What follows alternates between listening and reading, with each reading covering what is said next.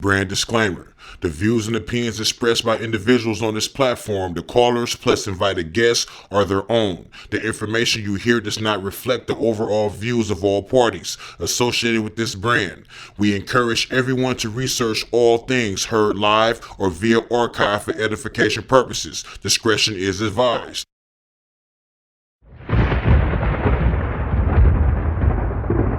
Don't touch that dial. You're now listening to Debate Talk Free Radio.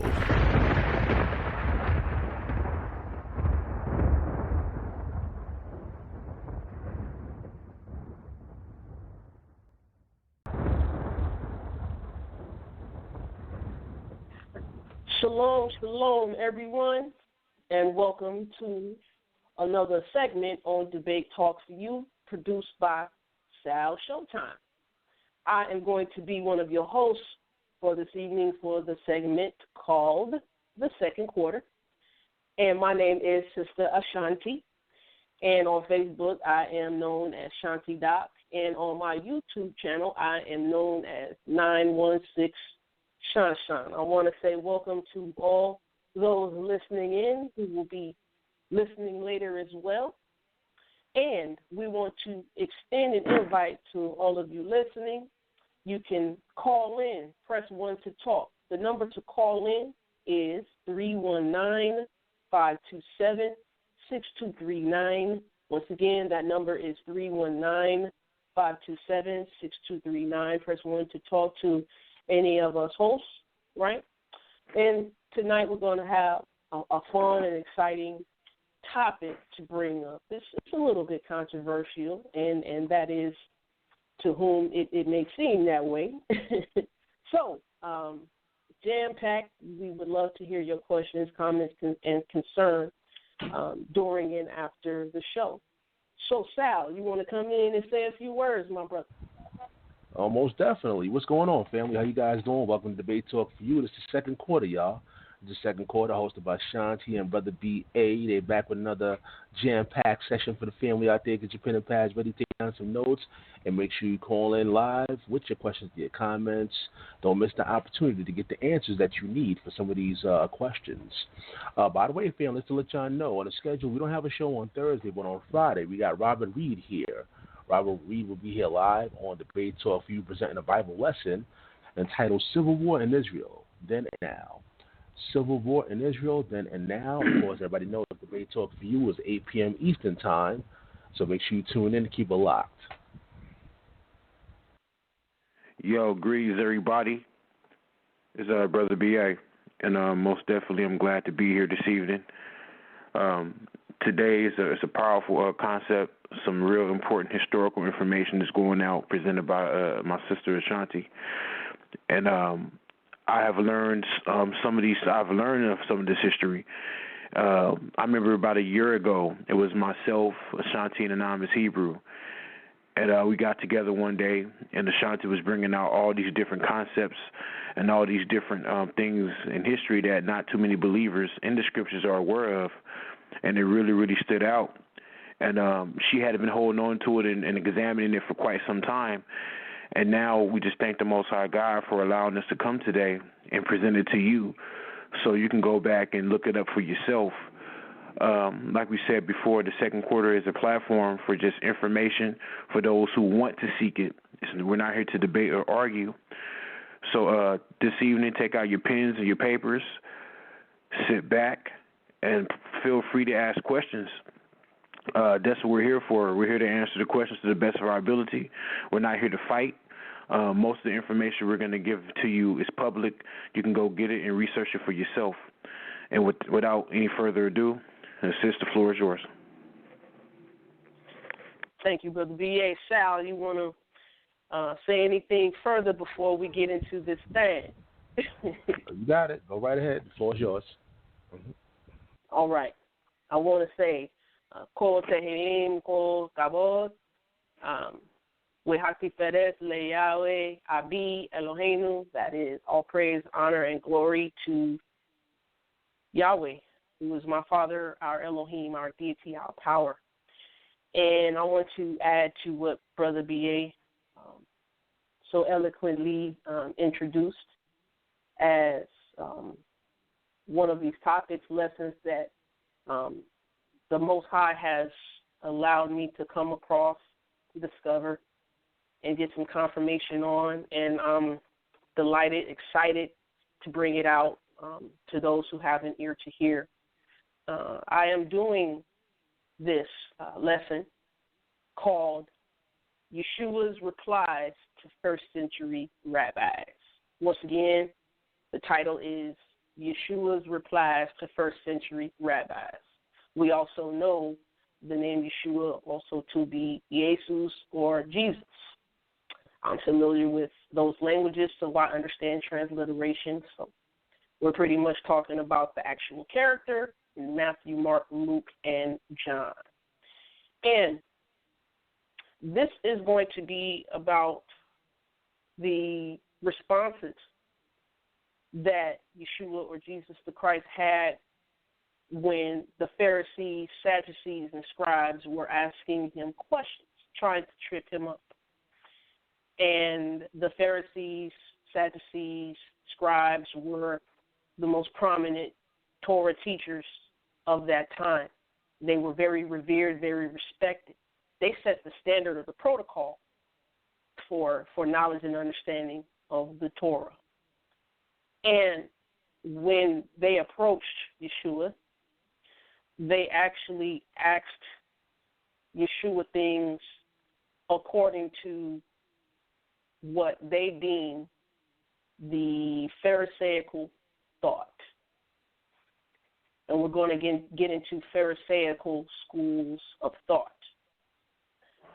They would ask Yeshua things based on their traditional interpretations of what was actually written from Genesis, Exodus, Leviticus, Numbers, and Deuteronomy. They had their own perspective on how the written law was supposed to be interpreted.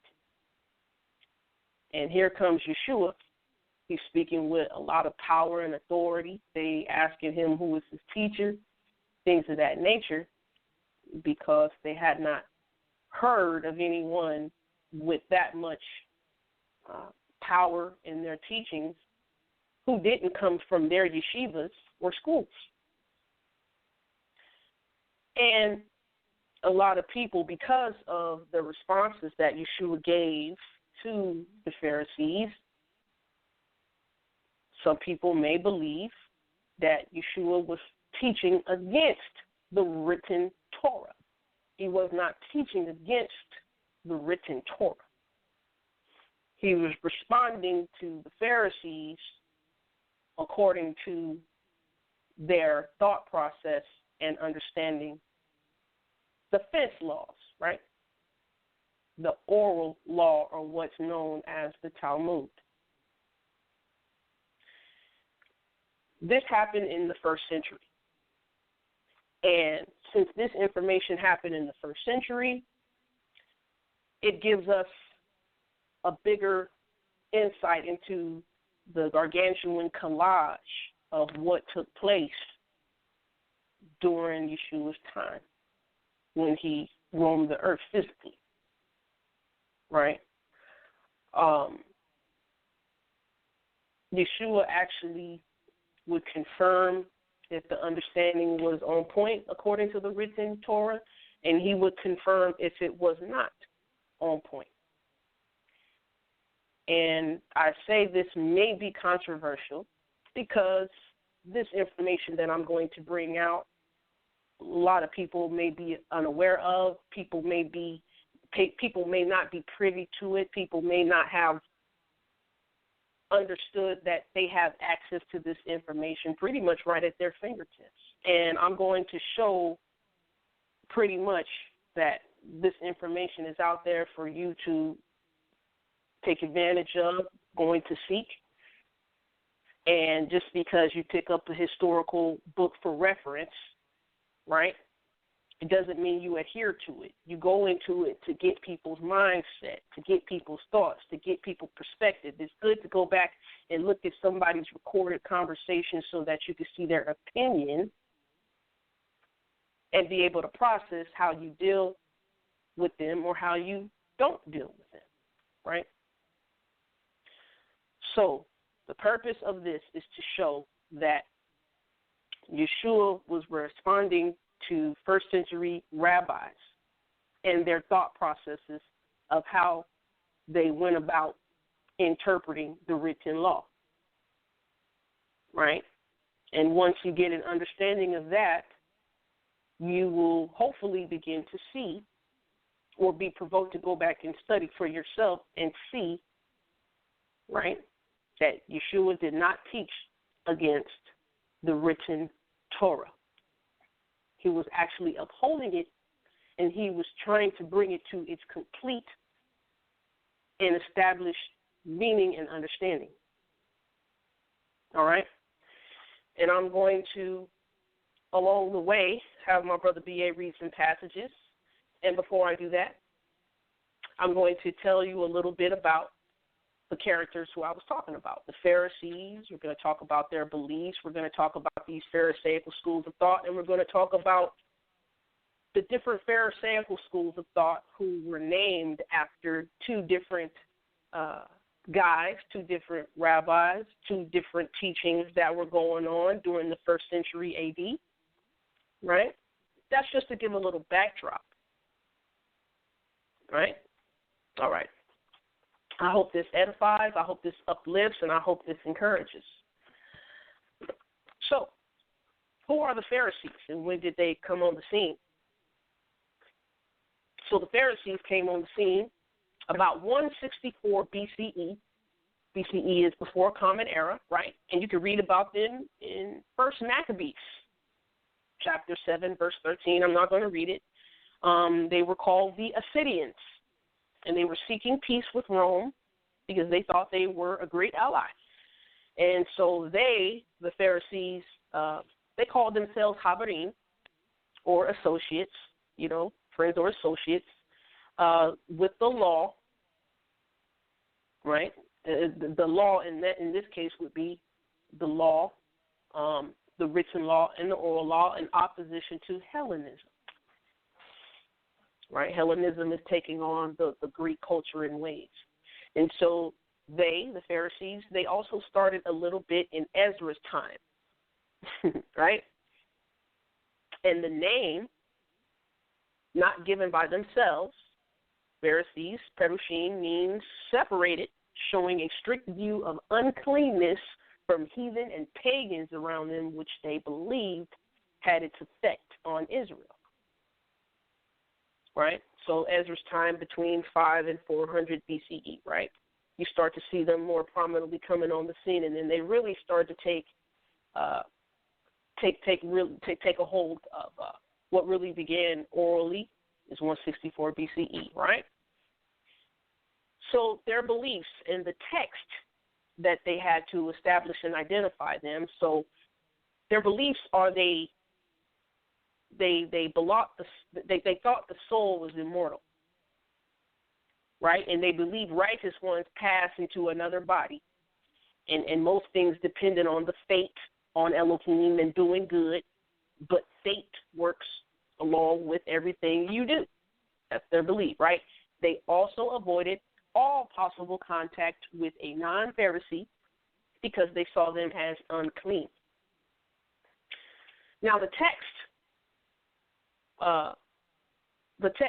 it was not first in a binded book, right? But it was first, some scrolls, but it was called the Mishnah and the Talmud, right? Mishnah and the Talmud. This is their oral law.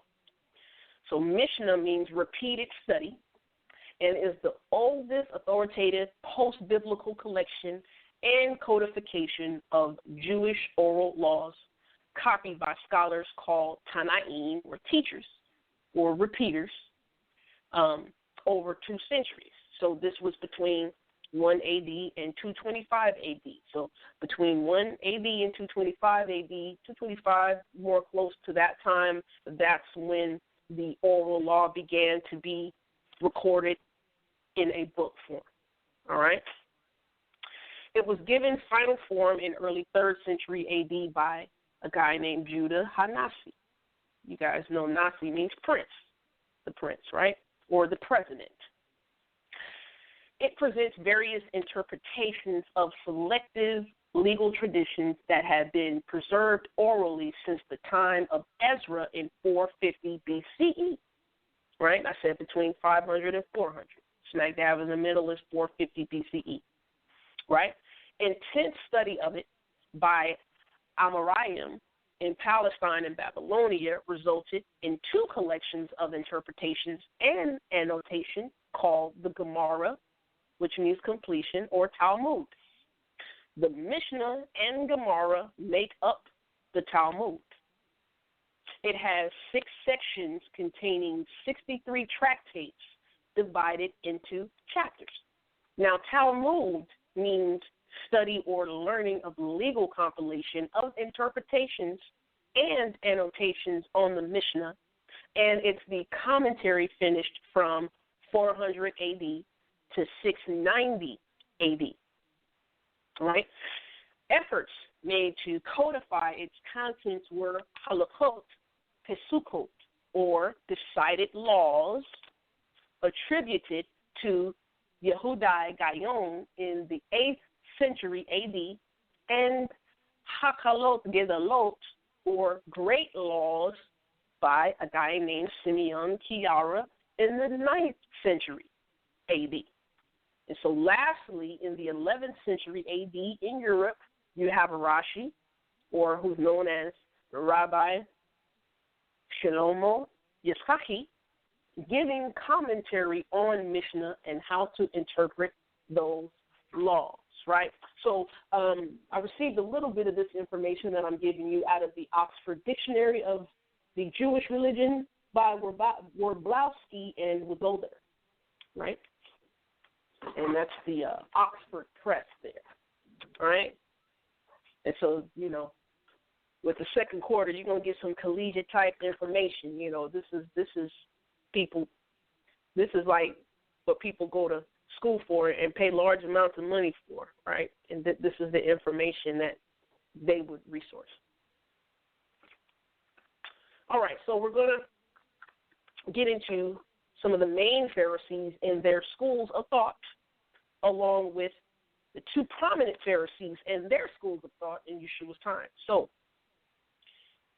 Simeon the Just, then Antigonus of Soho, Yossi ben Yoezer and Yossi ben Yochanan, and then Joshua the Parachia and Nittai the Arbalite, and then Shemaiah and Abtalion, right? And then Shemaiah and Abtalion, they led the way before Menachem. Then the famous ones in Yeshua's day came. So the ones who came after them were Hillel and Shammai. Hillel and Shammai, right? Hillel, Hillel, and Shammai, Shammai.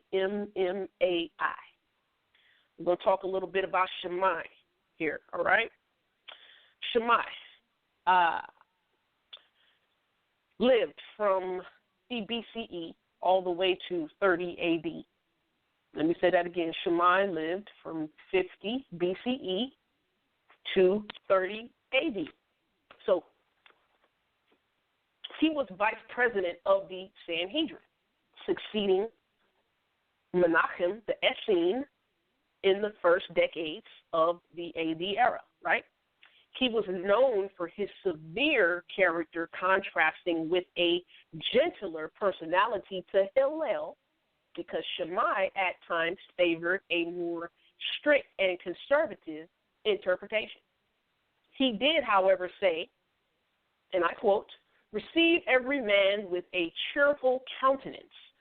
For those who wanted to enter his school, known as Beit Shammai," and Beit means house of Shammai. This was the house of Shammai, and they had a Pharisaical school who presented a certain thought of interpretation, right?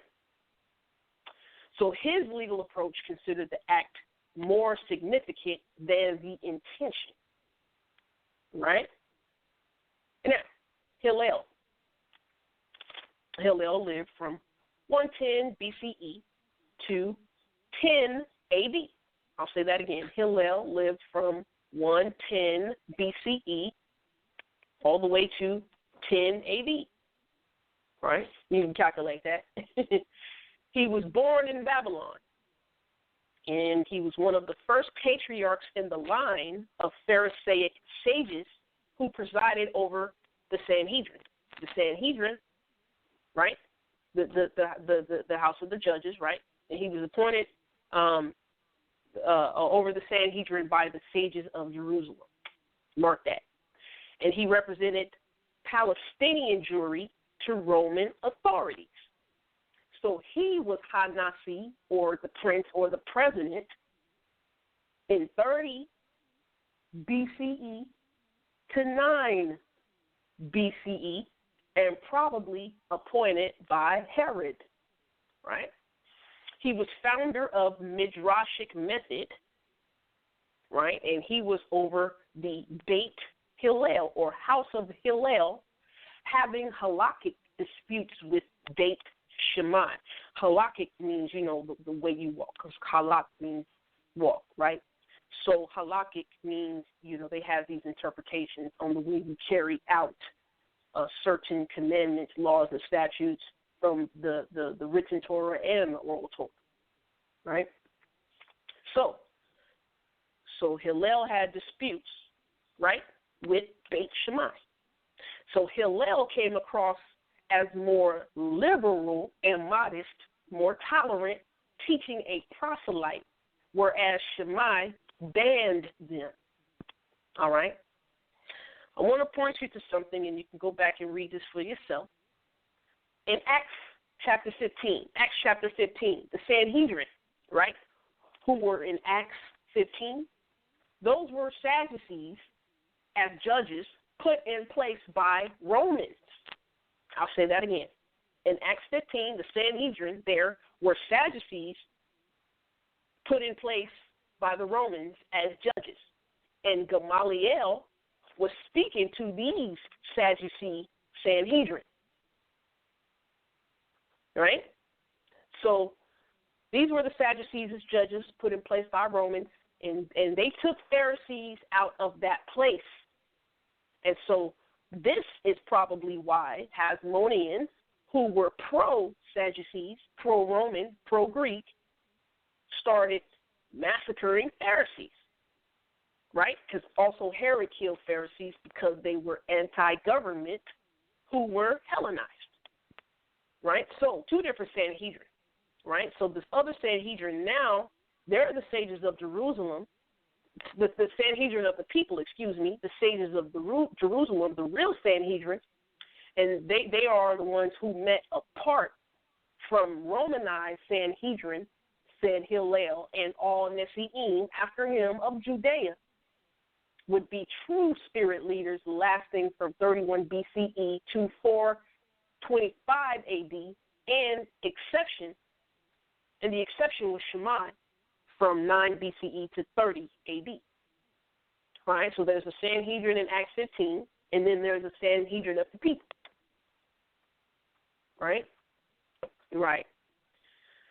So I know I probably gave y'all a mouthful, like, ooh, wait, what's going on here? So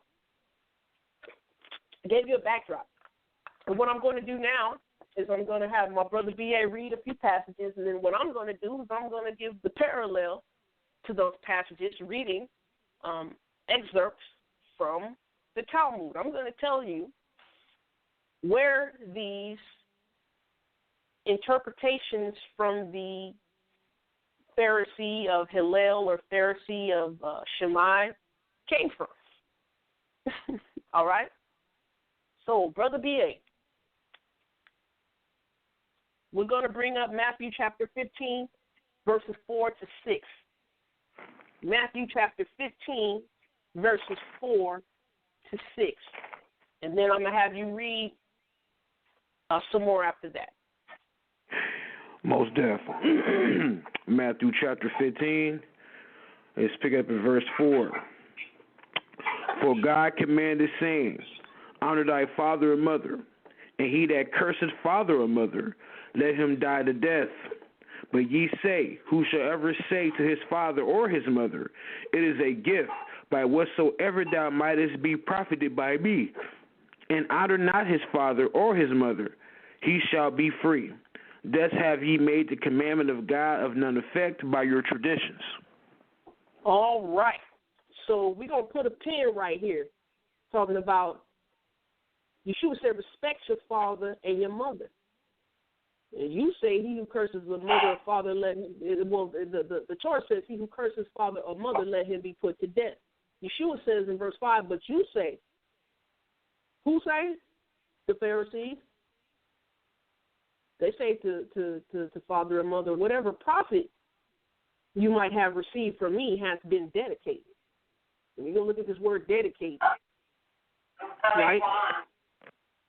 And then verse 6 says, you have released yourself from respecting your father or your mother. So guess what? You have nullified the command of the Most High Yahweh Elohim by your tradition. You've nullified the written command by your interpretation of tradition here, right? We're going to put a pin there. Now, B.A., read Exodus chapter 20, verse 12, please. Exodus chapter 20 and 12. Mm-hmm. And it reads, hold on for a second.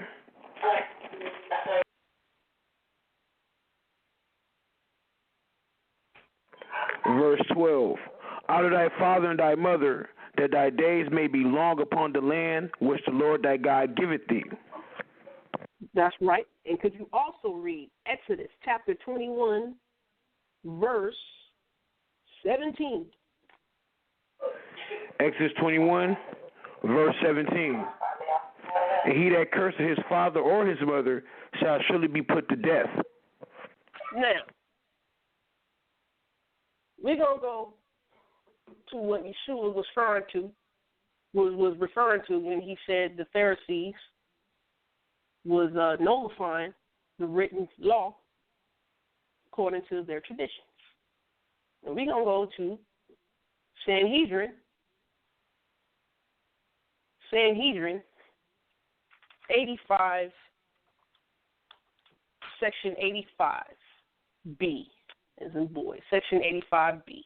All right. And where I'm going to, you can actually see for yourself. It's a reference you can pull up online. It's called halakha.com. Halakha.com. HALAKHAH.com. And it's actually the whole Babylonian Talmud you can download in PDF form. Right? It's the whole Talmud in PDF form. There's also another site that shows the Talmud, Mishnah, and other various Jewish texts, right? And that source is called Sefaria.org. SEFIA.org, right? But right now we're going to go to Sanhedrin 85B, as in boy. And we're going to look at the interpretation, the tradition that Yeshua was referring to when he replied, right, to these rabbis of his time. Rabbis, great ones, teachers, right? This is the Mishnah from Sanhedrin 85B. It says, he who strikes his father or his mother is liable only if he wounds them. In this respect, cursing is more stringent than smiting. For he who curses his parents after death is liable, while he who smites them after death is not. Right? Let me read another one. We're going to go to Sanhedrin 66A. Sanhedrin 66A. Right? All right. This is the Mishnah from Sanhedrin 66a. And it says, one who curses his father or his mother is not punished unless he curses them by the divine name.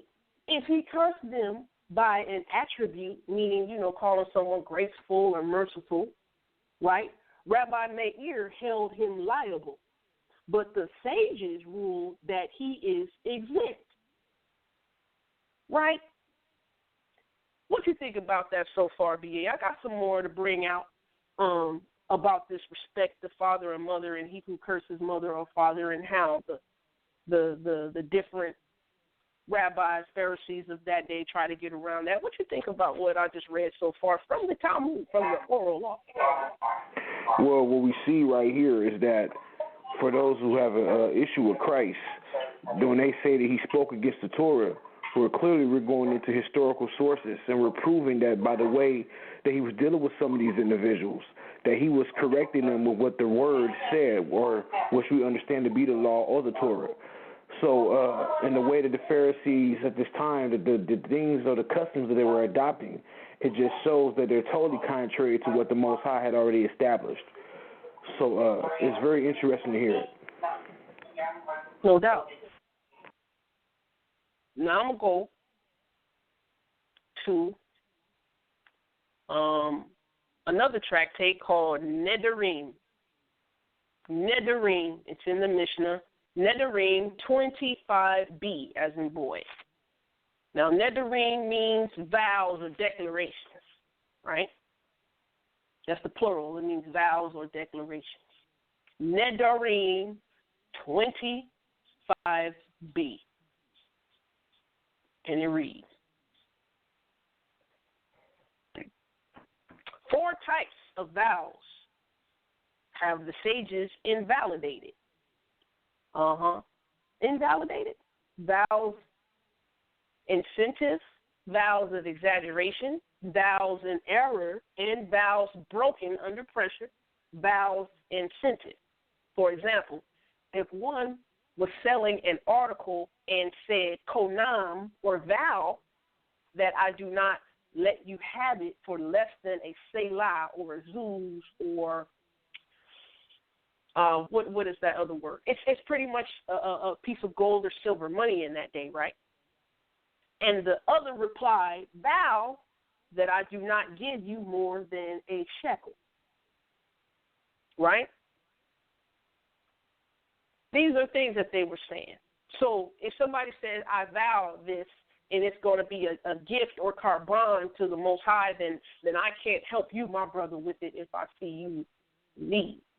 Or I'm not going to help my parents, when they get old and gray or retired, and they might not have the abilities of their limbs to work for themselves to earn a living. I could help them out with this money, but guess what? I'm going to say this money is vowed or dedicated to the Most High Yahweh so that I can get out of taking care of my parents. I'm also going to read Nedarim 28a. Nedarim 28a. Right? I'm pulling this up as I'm reading along. The Mishnah says, if one says, let these saplings be korban, consecrated, dedicated, right? Korban is that gift, that offering, right? So it says, let these saplings be korban if they are not cut down, or let this garment be korban, dedicated, a gift to the Most High, right, if it is not burnt. They can be redeemed if he says, let these saplings be korban until they are cut down, or let this garment be korban until it is burnt. They cannot be redeemed. So, people were saying, hey, this money right here is vowed. This food right here is vowed. These clothes right here is vowed. If a mother or father need them, I'm not going to give it to them because they're dedicated. What you think about that, B.A., before I move on? You know what's so crazy? When you go to Mark, the other account, there's something I want to look at if you don't mind, sis. Just real quick, just something I think that stands out, that confirms how Christ was responding to these individuals, the Pharisees, or the Sanhedrin. Let me see. I want to go to Mark chapter 7. And I'm going to pick it up at verse 9. And it reads, now I'll go back, because this is when they asked him about about washing the hands. Let me go back to verse 7. Mark chapter 7 and verse 7. How about in vain do they worship me, teaching for doctrines the commandments of men? For laying aside the commandments of God, ye hold the traditions of men, as the washing of pots and cups, and many other such like things ye do. Verse 9 is what stands out to me. And he says unto them, full well, ye reject the commandments of God, that ye may keep your traditions. So you fully well know better. You know. He said, full well. So you enjoy the fact that you embrace the traditions of man over what the Most High has commanded. That's what he is saying. This is the sword that cuts. So with the Messiah or the master teacher, what he is bringing out here, he is telling them, he's making it known, and he's making them know, or he's making it well aware. You know better. You're teaching the traditions of men, the traditions of the school of thought that you come out of. Doctrine. Keyword, doctrine. So doctrine isn't just something brand new that came along in modern time. Christ was dealing with doctrine as well. You go ahead, sis. Right. And what B.A. just read and alluded to with Mark chapter 7, and I believe it's also Matthew chapter 15, is about the washing of the hands. And you can also find out about this tradition of washing of the hands in the Talmud under the section called Yadayim. Yadayim, it means hands. Right? All right. Next, we're going to hit on divorce.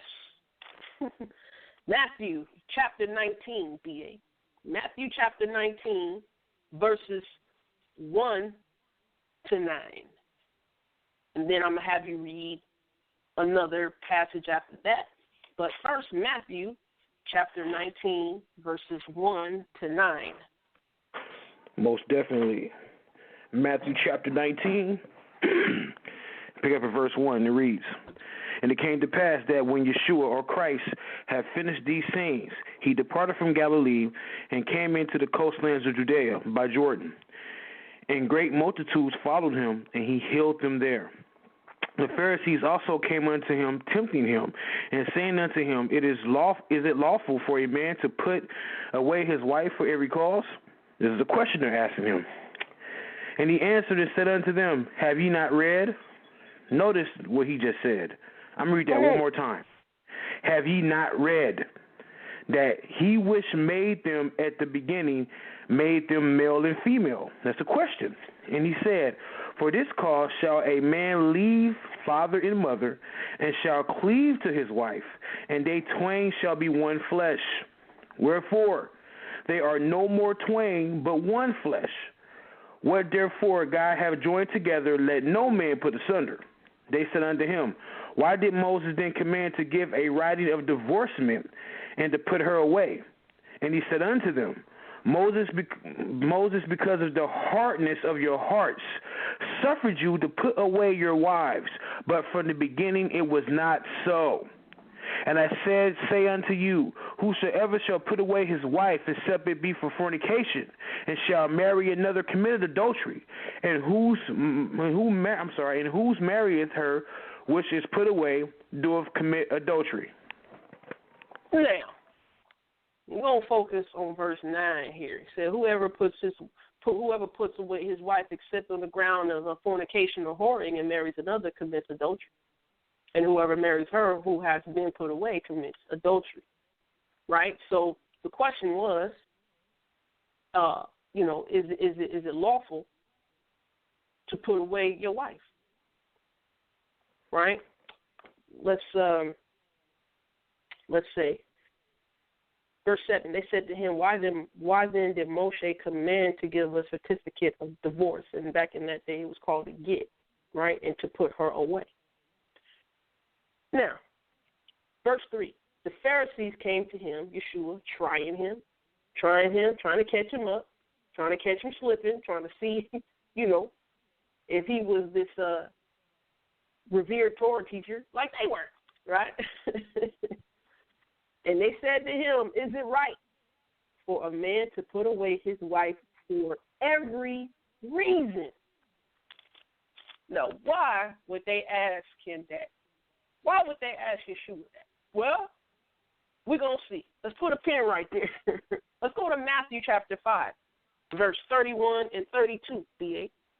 Matthew chapter 5, verse 31 and 32. Matthew chapter 5, verse 31. It had been said, whosoever shall put away his wife, let him give her a writing of divorcement. But I say unto you, that whosoever shall put away his wife, saving for the cause of fornication, calls her to commit adultery, and whosoever shall marry her, that is divorced, committeth adultery. Again, ye have heard that it had been said by them of old time, thou shalt not forswear thyself, but shalt perform unto the Lord thine oaths. All right, B.A. So we just want to focus on verse 31 and 32, right? So why would the Pharisees say, hey, Yeshua, going back to Matthew 15 in verse 3, right? They say, that was Matthew 19. Matthew 19, verse 3. Why would they say, is it right for a man to put away his wife for every reason? I'm going to go to the tractate called Gittin. Gittin, I'll tell you what it means. It means the laws of the get. Like I said, get means divorce, G-E-T, get, or the legal documents concerning divorce, right? So Gittin, that's plural. The laws of the get, the laws of divorce. Right? So we're going to go to section 98. 98. So Gittin 90A. And we're going to read this thing. I hope y'all are enjoying this so far. There's a couple more points to bring out. We'd love to hear your questions, comments, and concerns. And if you do need me to repeat any of these tractates I'm going to, the number and the sections, no problem. All right, now remember when I was talking about Beit Shammai and Beit Hillel, right? All right, this is Gittin, section 90A, the Mishnah, and it says, Beit Shammai says, a man should not divorce his wife unless he has found her guilty of some unseemly conduct, as it says, because he has found some unseemly thing in her, Deuteronomy 24, right? However, say that he may divorce her even if she has merely spoiled his food, since it says, because he hath found some unseemly thing in her. Rabbi Akiva says he may divorce her even if he finds another woman more beautiful than she is, as it says, it cometh to pass if she find no favor in his eyes. Now, B.A., what you think about that? Wow. These extra sources of these different documents that the Pharisees and the Sadducees were reading from. It's just crazy how I'm just speechless. Wow, that's all I can say. Right? Who was it? Beit Shammai. Like, yo, I want to divorce my wife because she made a mistake, and you know, and the food got spoiled. You know, she maybe left it out one night. You know, forgot. She's human. She can make a mistake just like I'm human. I can make a mistake, but I'm going to go ahead and give her a divorce. This is crazy to me. It might not be crazy to people listening, but I'm just putting out the information. All right? So that's Shammai, the house of Shammai said that, right? And so these men influence the thought process or perspective to their students. And so the students, right, they're the Pharisees coming up to Yeshua, asking them these questions, right? Because their great teachers taught them this, right? Now, we're going to go to the next one. The last one, BA. This is about the eye for an eye, tooth for a tooth. Eye for an eye, tooth for a tooth. BA, could you please read? We're going to have you read a few different things here before I give the Talmud rendering of what Yeshua was up against here. So Matthew chapter 5, verse 38. Matthew chapter 5, verse 38. All right, Matthew chapter 5. I was just there and I turned off. Okay. No and problem. Verse 38. Verse 38. And it reads, Ye have heard that if have been said, an eye for an eye, and tooth for a tooth. But I say unto you, that ye resist not evil, that whosoever shall smite thee on thy right cheek, turn to him the other also. All right. And now, if any man will sue thee... Hold on. We're going to stop right there. We're going to stop right there. Because we're going to get to the latter half of verse 39 in a hot second. All right? So verse 38 we want to focus on. You heard that it was said, an eye for an eye and a tooth for a tooth. Where do you get that from? Let's go to Exodus chapter 21, and we're going to read verses 22, 27. Exodus chapter 21, verses 22 to 27.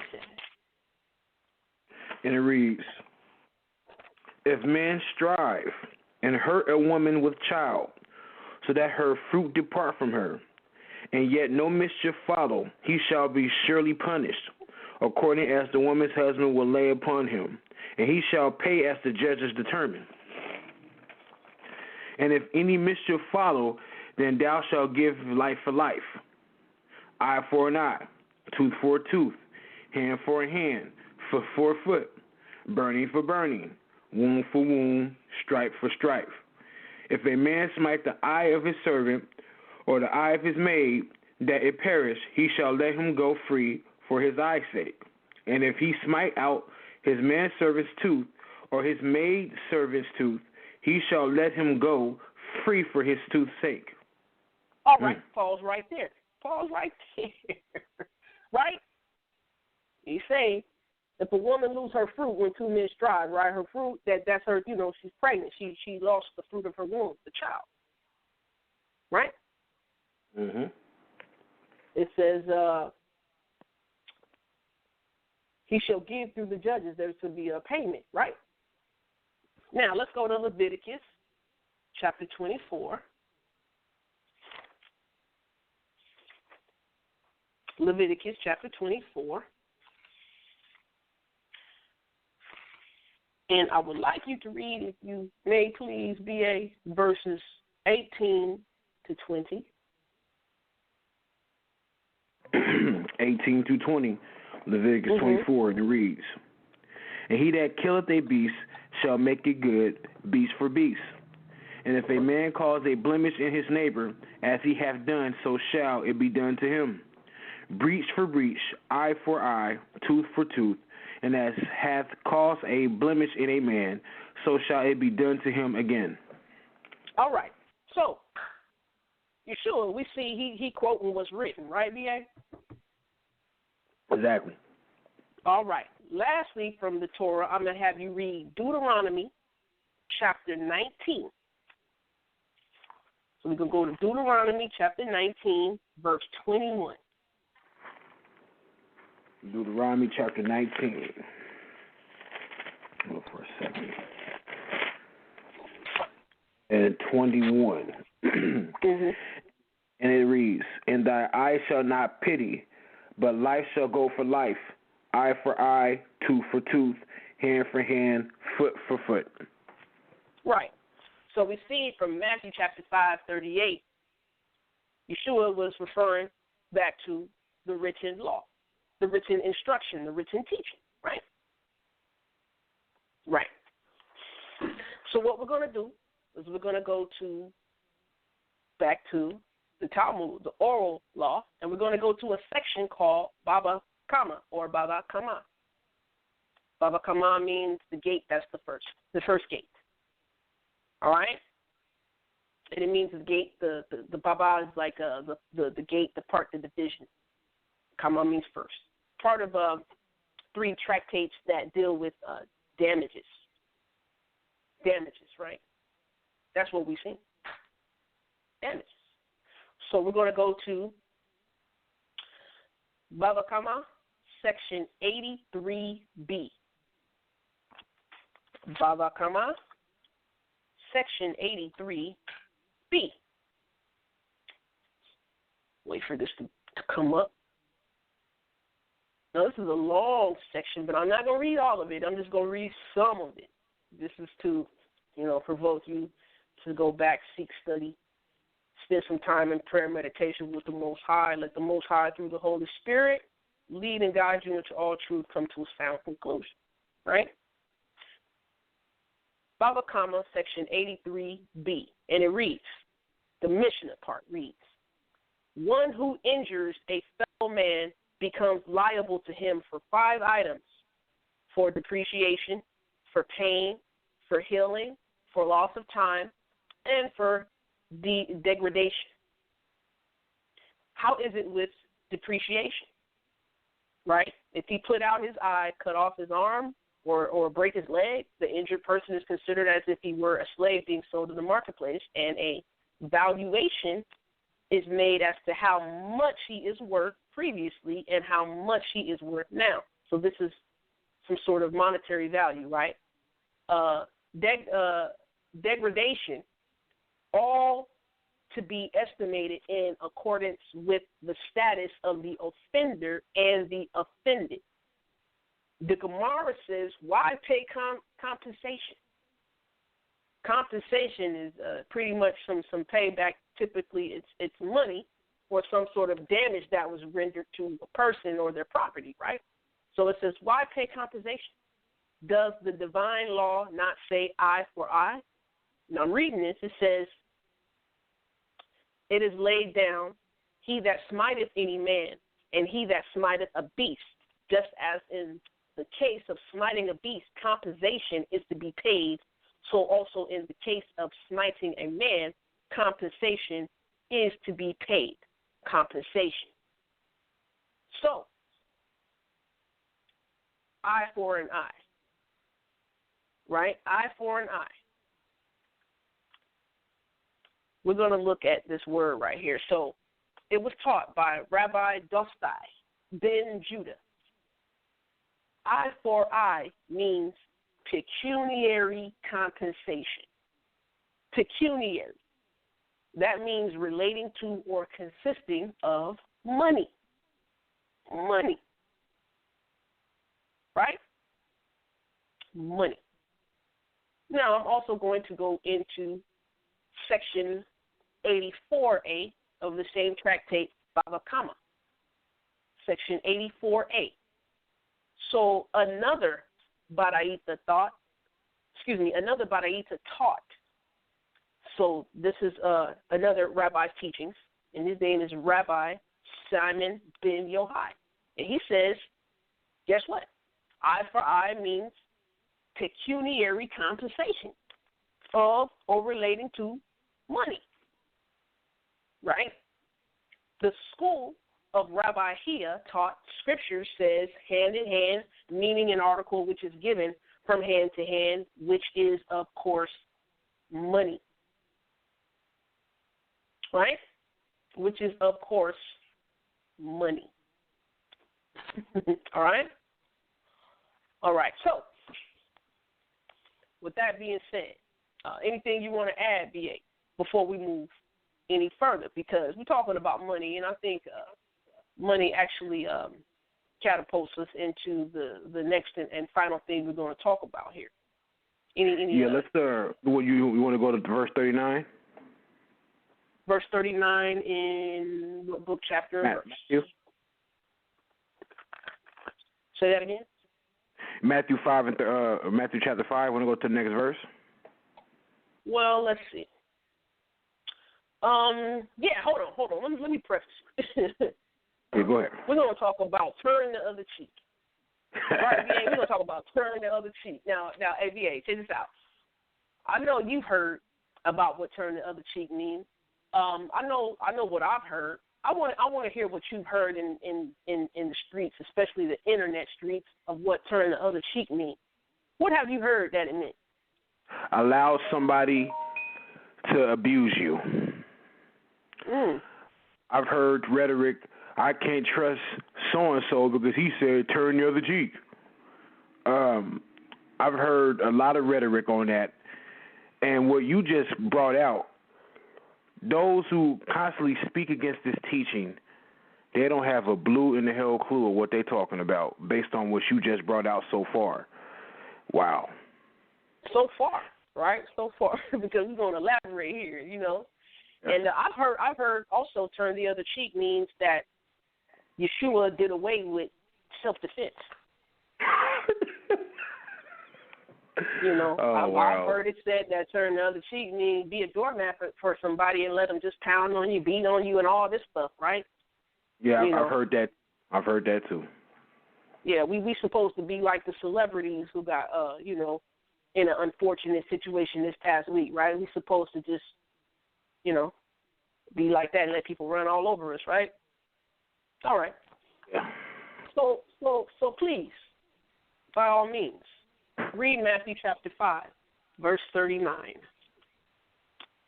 Yes, and it reads, but I say unto you that ye resist not evil, but whosoever smite thee on the right cheek, turn to him the other also.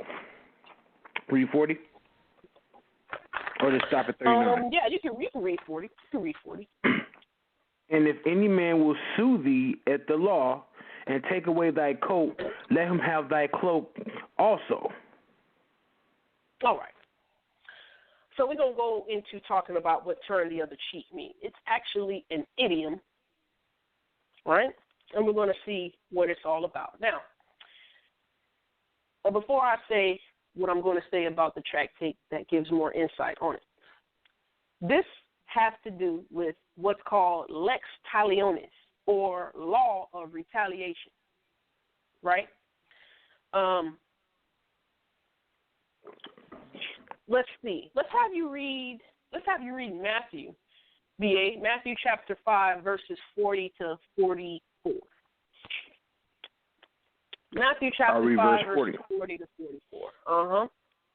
If any man will sue thee at the law and take away thy coat, let have thy cloak also. And whosoever shall compel thee to go a mile, go with him a twain. Give to him that asketh thee, and from him that would borrow of thee turn not thou away. Ye have heard that it hath been said that thou shalt love thy neighbor and hate thy enemy. But I say unto you, love your enemies, bless them that curse you, do good to them that hate you, and pray for them that despitefully use you and persecute you. Now, I want to say this. In the Greek, in verse 44, right? It actually says, but I say to you, love your enemies and pray for those persecuting you. That's actually what it says. All right? In the actual Greek. So all the other added words, those come in the 12th century AD, 15th century AD, right? I can't remember the codexes off top, but I'll upload this in the comment section. I'll give my sources as to Matthew chapter 5 in the actual Greek text, the early manuscripts. They only say, but I say to you, love your enemies and pray for those persecuting you. That's all it says. It doesn't say all that other stuff. All right? So I have a translation that says that. Want me to read it real quick? Yeah, please. Verse 44 in Matthew chapter 5. I'll read verse 43. You have heard that was said, you shall love your neighbor and hate your enemy. But I say to you, love your enemy and pray for those who persecute you. See? And this translation lines up with the original manuscripts. Correct. Right?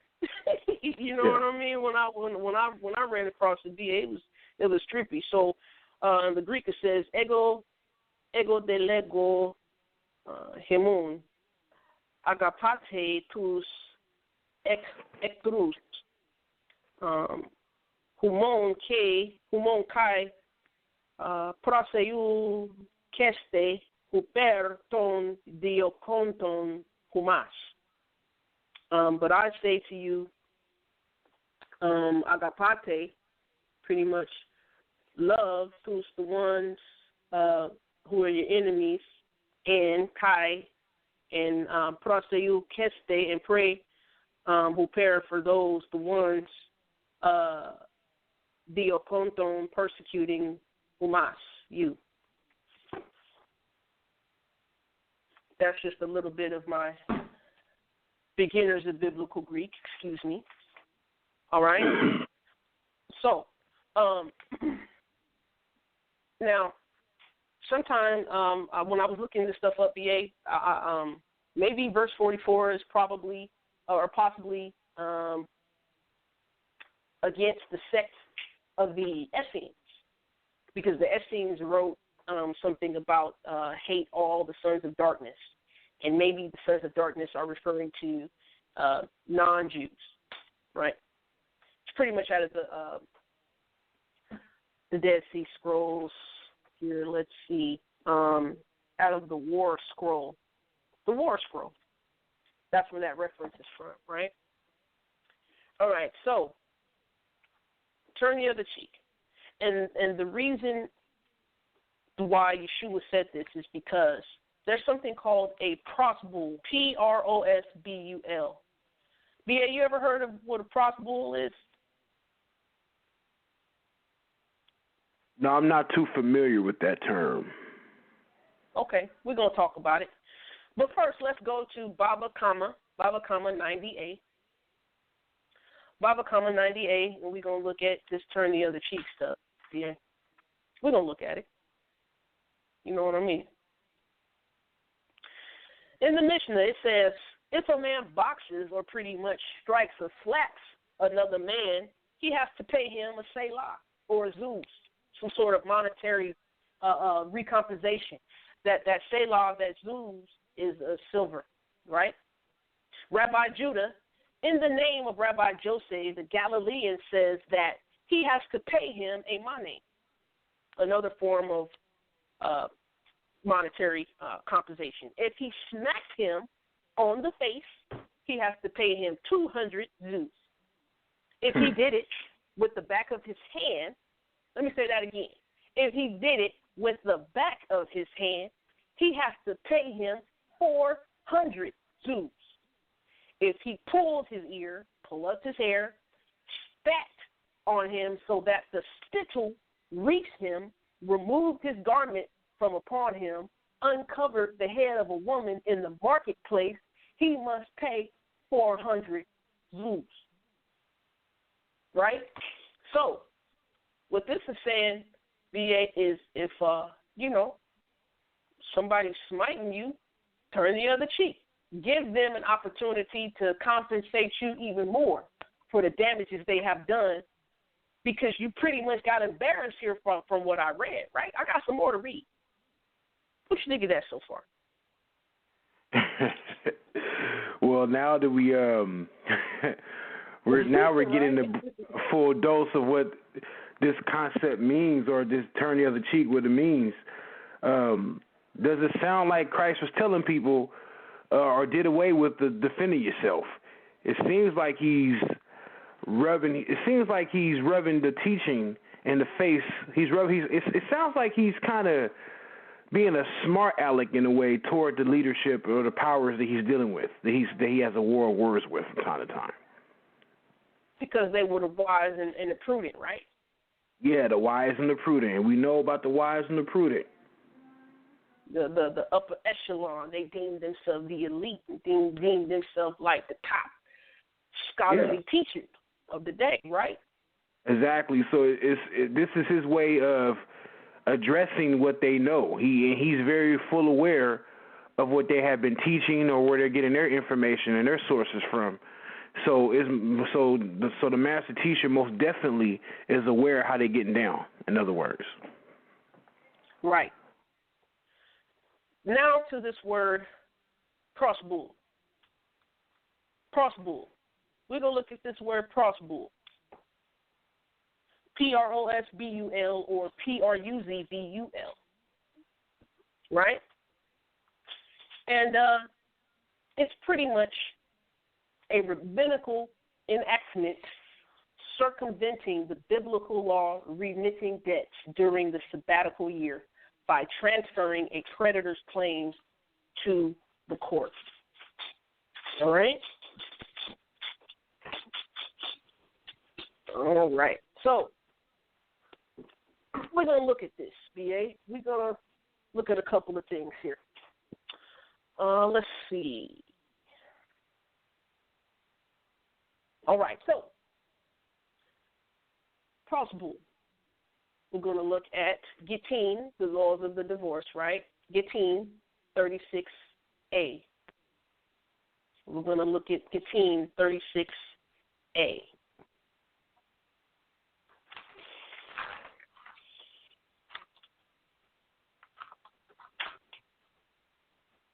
Gittin 36A.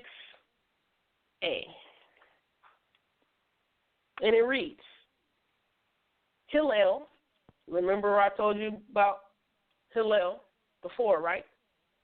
Born in Babylon.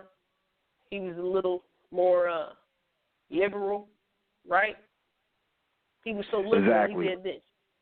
He did this, right? He instituted the prosbul. The prosbul. What did I say a prosbul was? I'm repeating this stuff for a reason. The prosbul was a rabbinical enactment circumventing the biblical law remitting debts during the sabbatical year by transferring a creditor's claims to the court. Who instituted it? Hillel. And it says, we have learned elsewhere, a prosbul prevents the remission of debts in the sabbatical year. And this is one of the regulations made by Hillel the elder. For he saw that people were unwilling to lend money to one another and disregarded the precept or commandment laid down in the Torah. Beware that there he not a base thought in thine heart, saying, etc. He therefore decided to institute the prosbul. The text of the prosbul is as follows.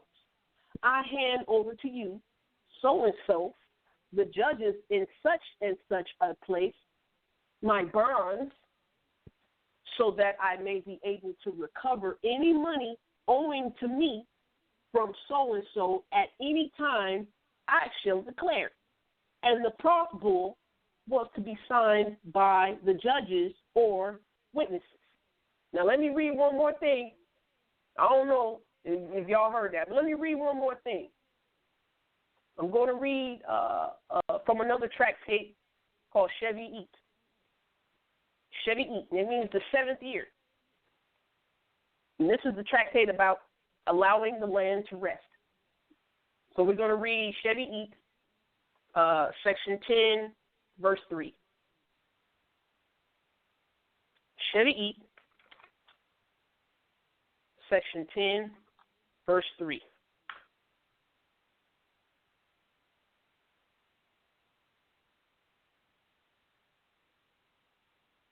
I'm going to get to it.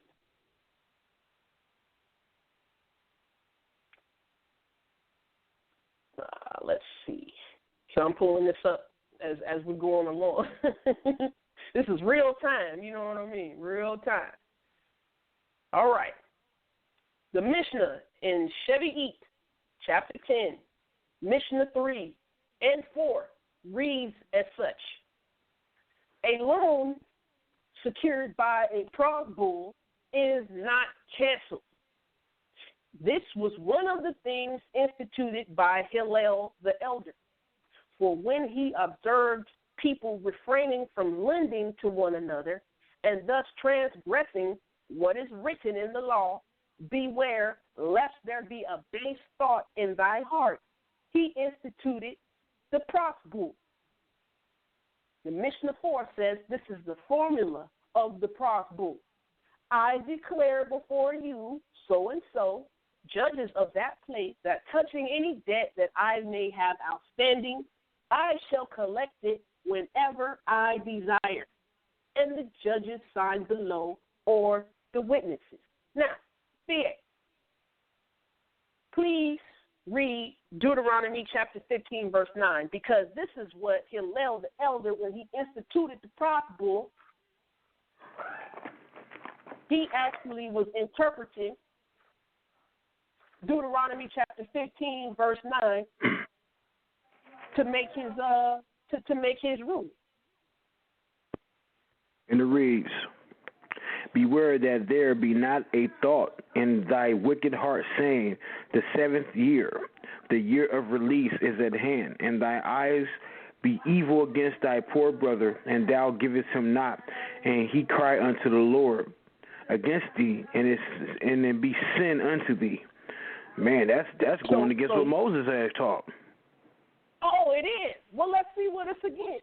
Read Deuteronomy 15, verses 1 to 3, B.A., please, first. Read Deuteronomy 15, 1 to 3. I think that's what it was against. Read Deuteronomy 15, 1 to 3, please. At the end of every 7 years, thou shalt make a release, and this is the manner of the release. Every creditor that lendeth aught unto his neighbor shall release it. He shall not exact it of his neighbor or of his brother, because it is called the Lord's release. Of a foreigner, thou mayest exact it again, but that which is thine with thy brother, thy hand shall release. Okay, this was repeated from Leviticus chapter 25, verse 30. Can you read that for me, B.A.?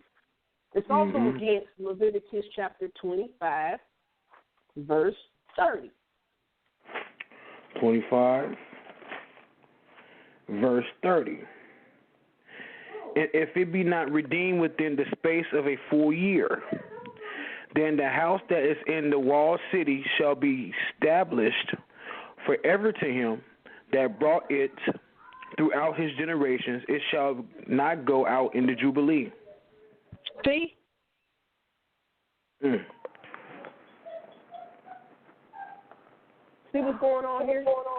And this has to do with turn the other cheek, which is monetary compensation for damages. And it's also saying that Yeshua was saying, look, your traditions here are oppressing the people. Your traditions here are allowing you to not release people from their debt in the 7th year when the Most High commanded it. How can you do this to your people? How can you show the love for the Most High? And how can you show love for yourself as you love your neighbor? How can you do that when you're oppressing the people?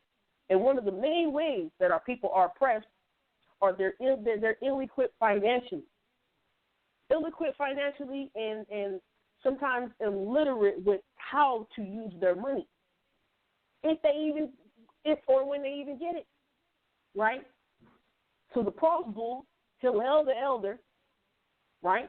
He was like, look, I'm not allowing anybody to have their debts remitted. I'm going to turn I'm going to turn the debts over to the court so that the court can get the debt from my brother. Even though my brother may be on some hard times here, even though my brother may come on a tight spot, I'm supposed to help my brother. Right? So Hillel the elder instituted this process, right, preventing the remission of debts when he saw the people refrain from lending or giving loans, especially close to the year of release. That way it would secure the creditor against the loss of his loan. That's wild, ain't it, B.A.? Most death. If this was going on in the days of Moses, automatic death penalty. Automatic. Automatic. All right. Shout, do we got any callers?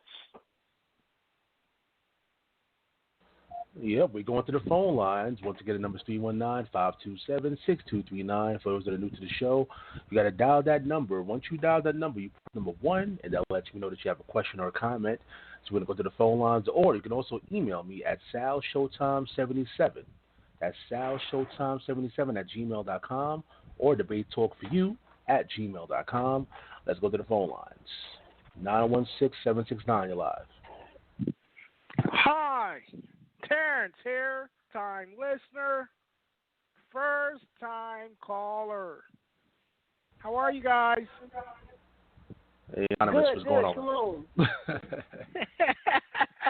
What's up, y'all? It's A9, Salome.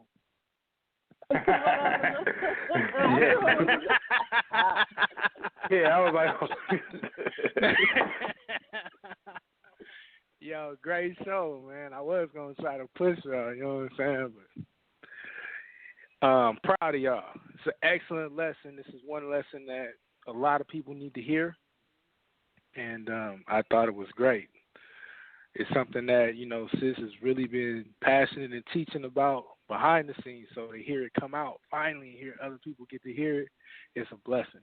So, excellent job. Y'all know I rock with it.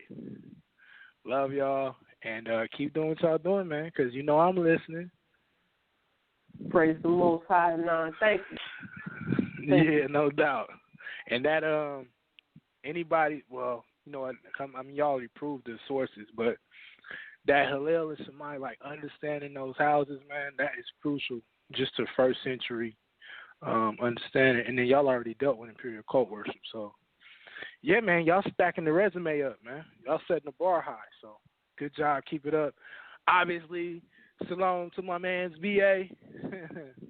Love you. hey, what's up? I had my apologies for yesterday, man. You know my schedule, man. We good, bro. I know you Yeah. good, man. You good, bro. For sure. But yeah, man, y'all keep up the work. Shalom. I praise the Most High. All Most praise to definitely. the Most High Yahweh.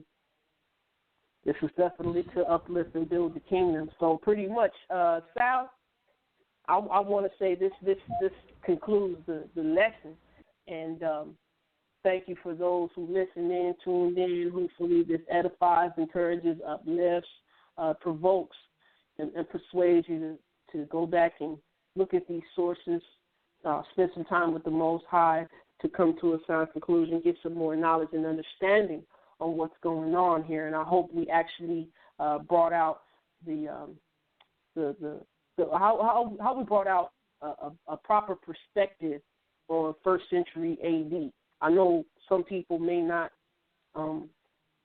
adhere to the New Testament or Yeshua's teachings or even Paul's letters. The thing is, if one doesn't adhere to the New Testament, we still have to understand that the Israelites still were living, they still were functioning, and we have to know how they were able to navigate through the first, second, and third century AD and beyond, correct? We have to know how they handled such matters, and we have to know what type of matters they were dealing with, right? And that'll help us understand the proper context of the time in order for us not to twist, warp, and distort what's going on here in this word. And so, yeah, with that being said, Sal, if there's any more callers, we can bring them in. BA, you want to go ahead and speak on some things? Yeah, but let's see. Sal, we got any more callers? Before I say anything. Yeah, we got callers standing by listening, but nobody's pressing number one yet. They ain't pressing number one. They're listening, though. Well, I appreciate y'all, though, for listening to the show, taking down some notes. And, of course, later on, go to the archives, support Debate Talk for You. Go to YouTube, Debate Talk for You. Check the show out. And Shan-T and VA, for those that like some of the information and want to hear some more, maybe want to leave some contact information for the fans out there, the family, emails, contact information.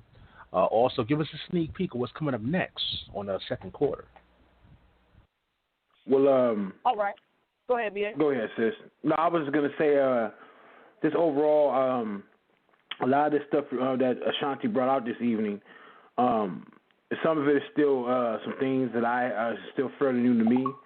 There's some things that I'm aware of, that I'm familiar with, and there's still some things I need to go back myself and do more study on. So when we're doing the second quarter, I'm more so of a student listening to my sister, and she's a sister, and I also consider her a teacher as well. And I've said it before, I consider her to be teach better than most. So I'm also learning and taking notes, and myself over here as I listen to her bring out the information, and plus we have our notes that she'll share with me. So it also, I take these things and I save them, and I go back and I do the research whenever I get the chance. So but we got some pretty good stuff coming up in the next couple of weeks when it comes to the second quarter, and I'll allow Sis to go ahead and go into it because I'm just here to help and support and back her up. But go ahead. Yeah, hold that thought, y'all. Hold that thought, y'all. We do got a caller. Somebody's pressing number one. We're going to go to the phone lines. Again, the number is 319-527-6239. We appreciate hearing some for the people. That's what we do. We open up the phone lines for the people to get answers to their questions. Let's go to the phone lines. 920, I'm sorry. 920-212, you're live.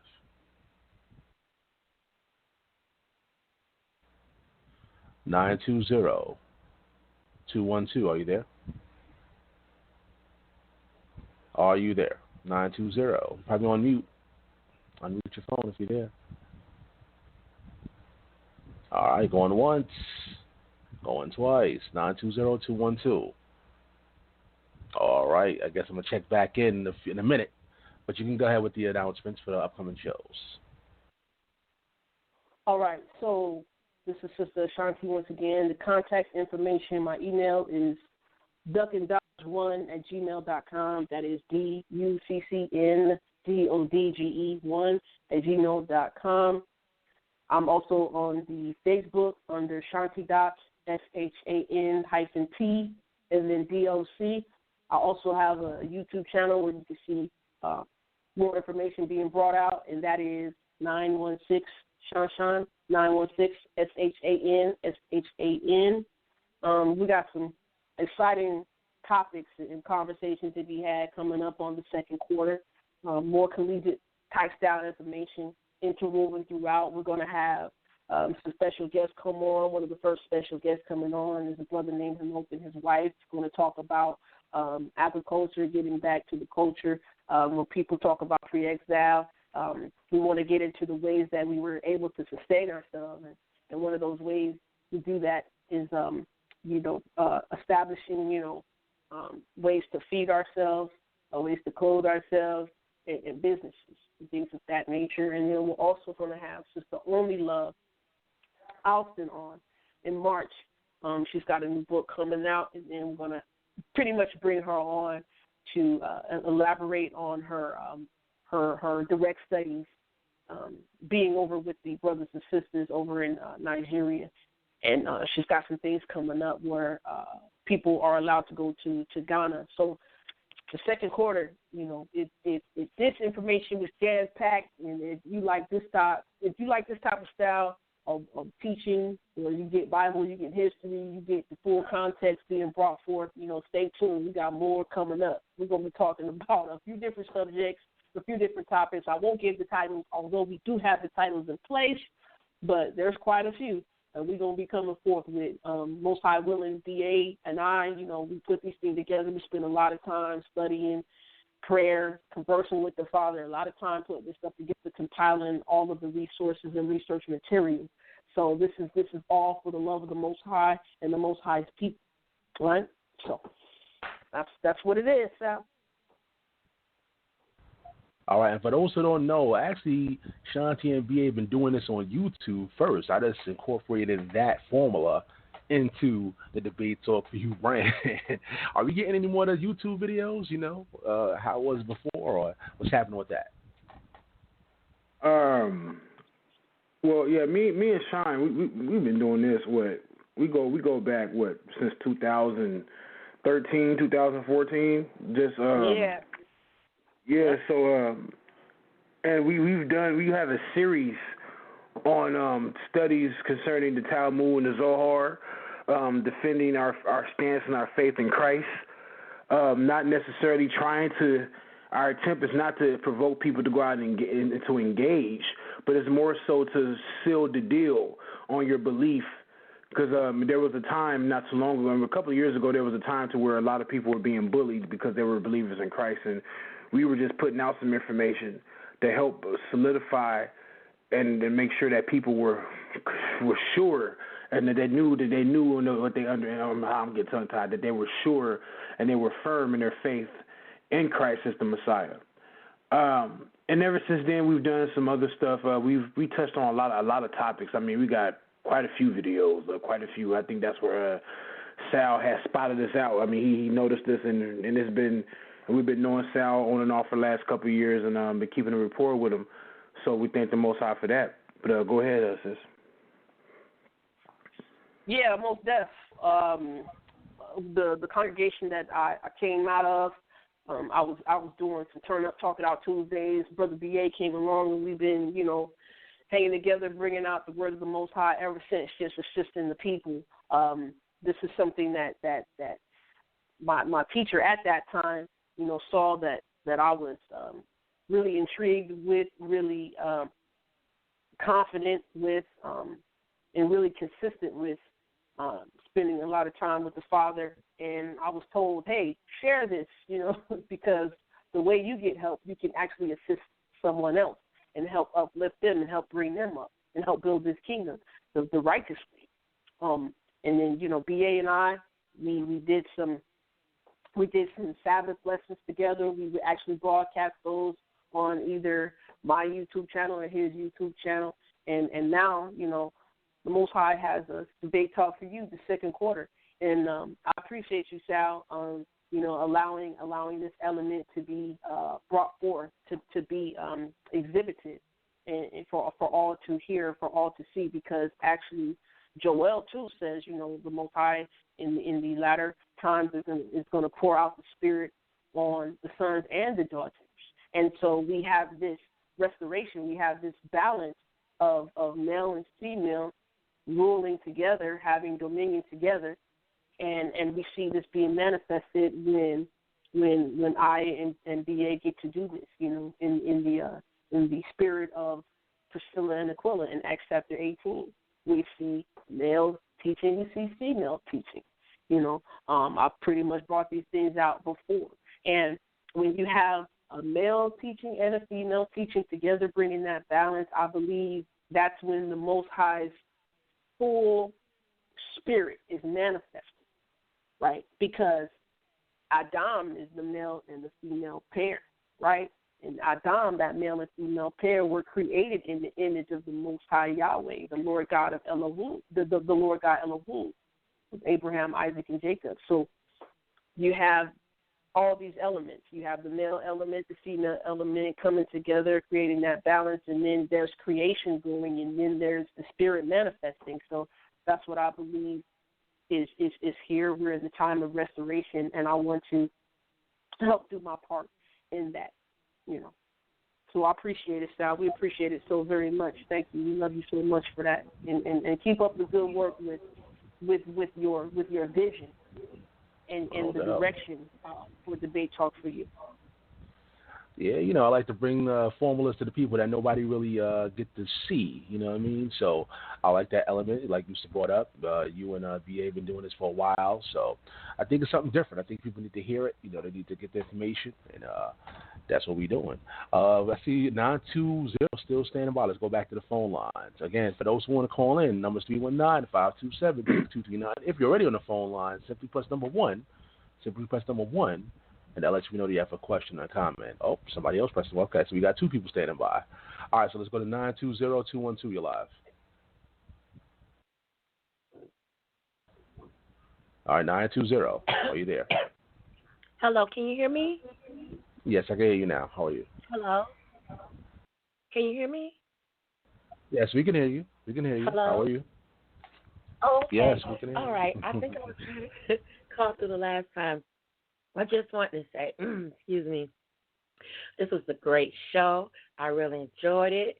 I always love Sister Shan-T Doc. I appreciate her even coming on our ministry last week. Hey, Sister Shan-T Doc. Nevertheless, you and BA, y'all always do wonderful lessons. It was very edifying. And a lot of us that did not know the other side of the story when we're reading the scriptures, from when you're dealing with the Pharisees and the Sadducees, or where they got these other man-made doctrines and doctrines of men. And I'm so glad that you all were able to bring that forth to edify us from the Talmud and what have you. I have a question too. When you was coming from the Talmud and you're reading these historical records, are those from our people or like the white Jews of the day? Were those from our people from back in the day, the Talmud, the black Jews? It's pretty much a mix. It's pretty much a mix. Yeah. So yeah. Yes. So it would be coming from our people first, and then the converts second. So yeah, it's pretty much a mix. Sis. So that's Mama Maya for y'all. That's Mama Maya. How you doing, Mother Maya? All praise to the Most High. Thank you for calling in. And good question. So yes, it is a mix. It is from our people and the converts. So yes, that's how I move. Wow. Okay. Well, once again, I want to say great lesson. I thank you, and I'm always listening in. And I yield, and I can't wait for the next one. Shalom. Shalom, shalom. Shalom, Mother Maya. Shalom. All right, may I make a comment? May I make a comment before the next caller comes in? Mama Maya posed a good question, and to elaborate on what I answered.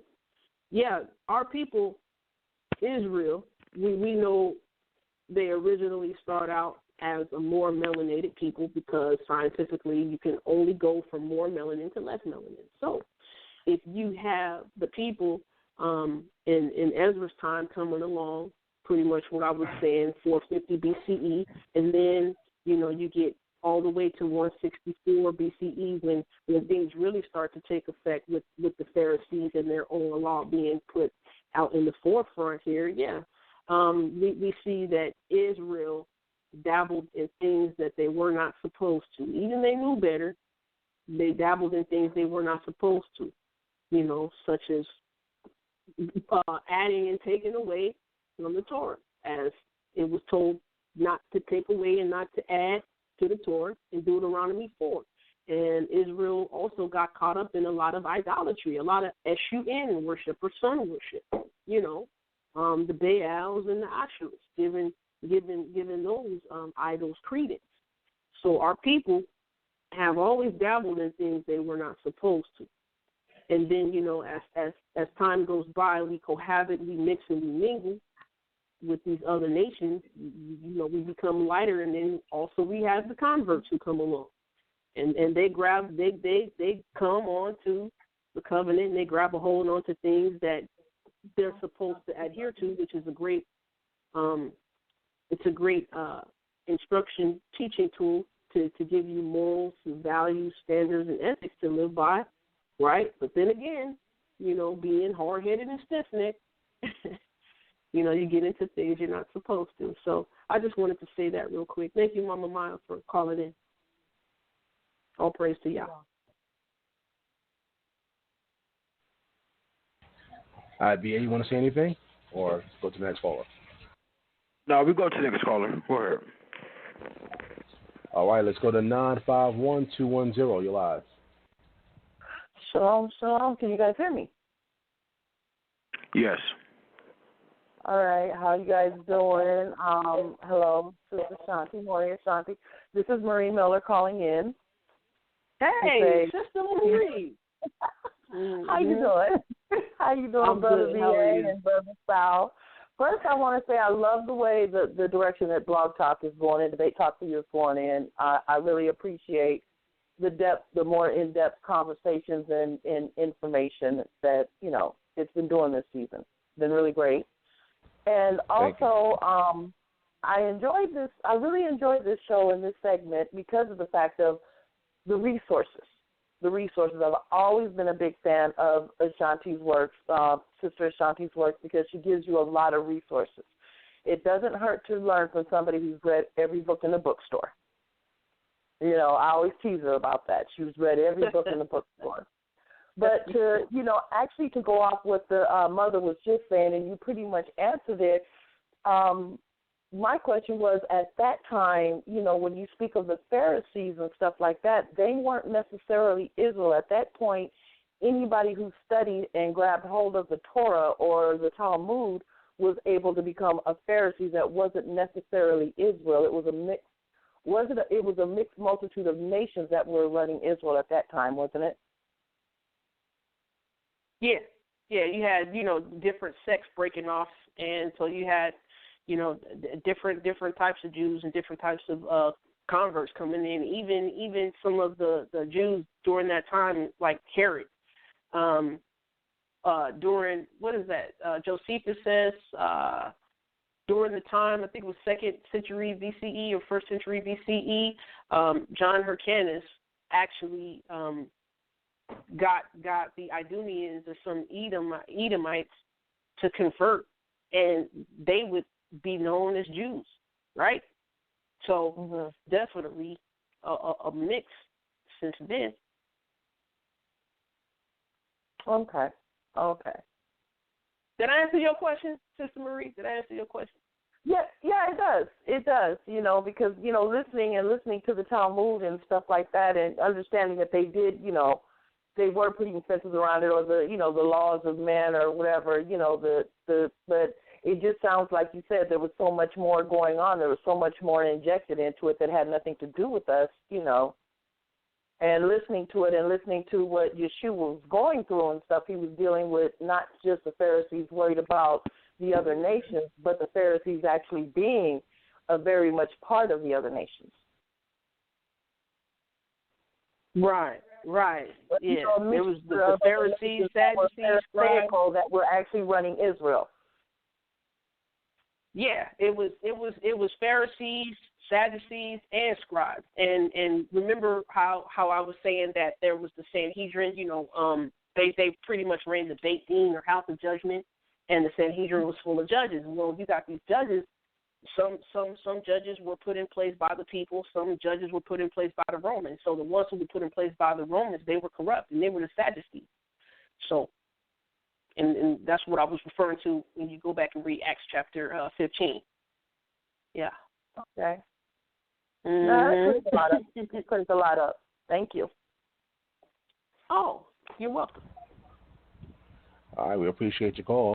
Once again, the number is 319-527-6239. Looking at emails. I don't see any emails right now, but we appreciate people listening in on. I see some Skypers out there checking out the show. A lot of times those be the international listeners out there in the UK and other places all across the globe. We appreciate y'all checking out the show, Debate Talk for You. Again, if you have any questions, 319-527-6239. Simply press number 1, and we add you into the conversation. If you missed any part of the show, you can always go back. Go to www.blogtalkradio.com/Debate Talk for You, or simply check out the YouTube channel. Let's type in the search box Debate Talk, the number 4, letter U, and subscribe to the channel. Never miss another episode. Of course, we're on iTunes, family. If you didn't know, we're also on iTunes. So if you're on Apple iTunes, you can also subscribe to the podcast section. Actually, absolutely free. And never miss another episode of Debate Talk for You. Subscribe on iTunes and give us some, some stars. You know what I mean? Like the show on there. You know what I mean? Bring us up on the ratings. So we appreciate the family out there. All right. Nobody else is pressing number 1. So, any last things you want to say? You want me to go first, B.A.? Yo, go ahead, sis. All right. I want to say, COTTAGE, COTTAGE, we happy Feret, Le Yahweh, Abi, Eloheinu, all praise, honor, and glory to Yahweh, my Father. our Elohim, our God, our deity, our power. The second quarter, I just thank the Most High that I was allowed to come across this information. I'm thankful for what the Most High allows me to have revealed to me, and this is probably one of those lessons, those teachings you might want to go back and listen to 2, 3, 4 times. So, with that being said, I love y'all. I love y'all with the love of the Most High. Second quarter in the building. Thank you for tuning in, and those who tune in later, thank you. Hopefully this blesses you. With that being said, that's it. Yo, my bad. Go ahead, BA. No, it's all good. I just wanted to say much love to all praises to the Most High, the name of His only anointed, known as Yeshua the Christ. Most definitely be in tune next week on the Man Up segment. We got a powerful episode. It's called A Light to the Nations. Again, A Light to the Nations. I got some brothers coming on. This is going to be a powerful, special Man Up segment. Be in tune. Stay tuned.